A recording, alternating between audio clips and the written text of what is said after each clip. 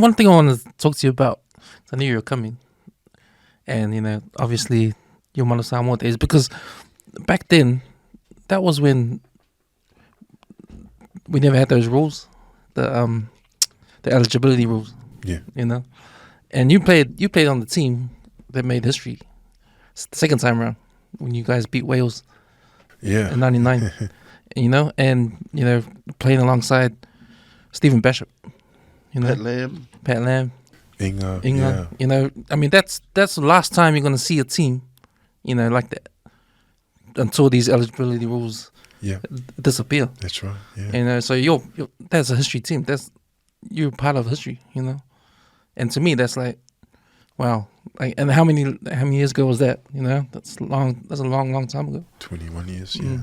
And to me, like, because that was under because was that during the time Manu Samoa was funded by Faye Richwhite, those guys? Yeah. So Faye Richwhite took over part.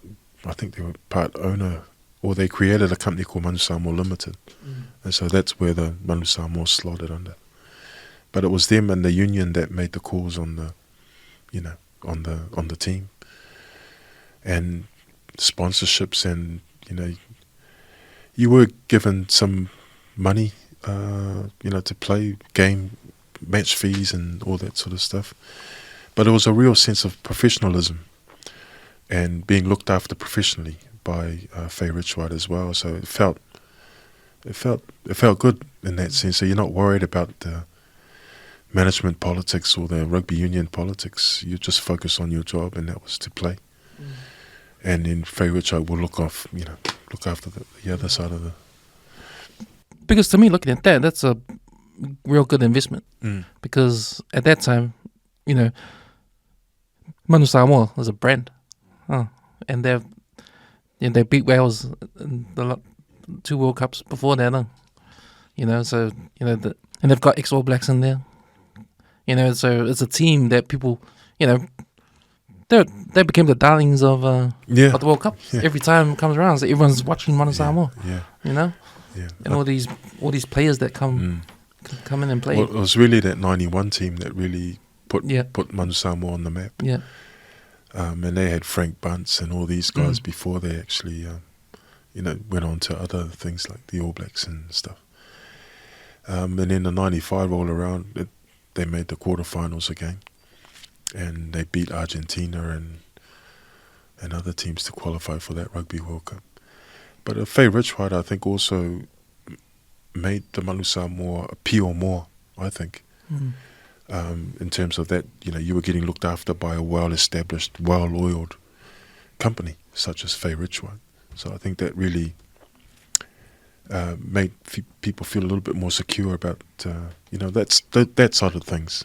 There was always the culture and the manner of the team, and playing for the blue jersey and playing for your country. That was always in the team culture. But getting looked after, because it was starting to be the professional era in '96, I think it was. Jonah Lomu made that, that statement. And so Faye Richwhite really looked after us in that respect, and it was almost it was just getting looked after by Faye Richwhite. Which to me is probably weird, because you think that over the years things should improve, but it's going backwards. What do you think it was? I don't want to be, but do you think it's because they handed it back?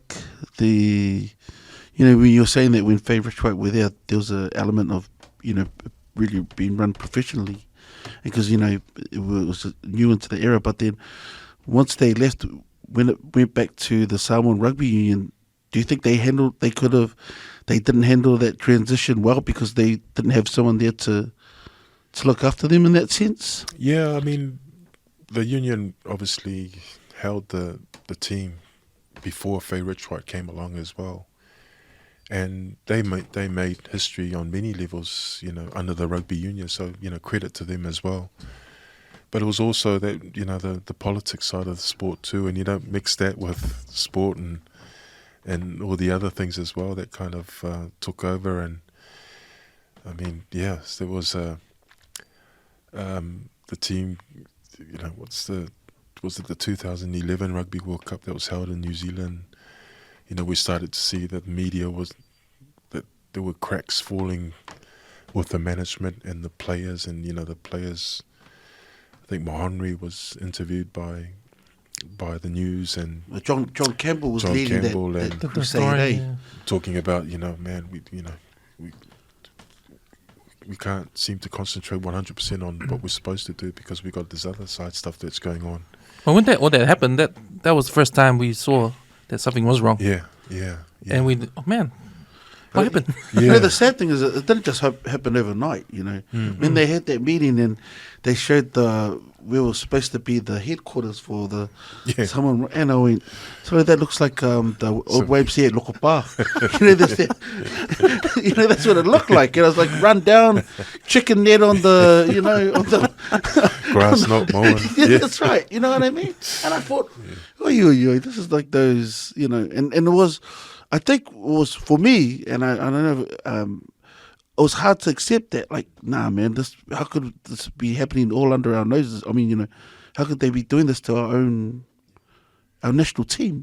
I think the national team. The 2011 team was stacked. It was, man, they had a lot of players. They beat Australia that year too. So it really goes to show how much the character the boys had to really push that rubbish out to the side and play for their country. And that game against Australia really proved to the rest of the world that what they're capable of doing.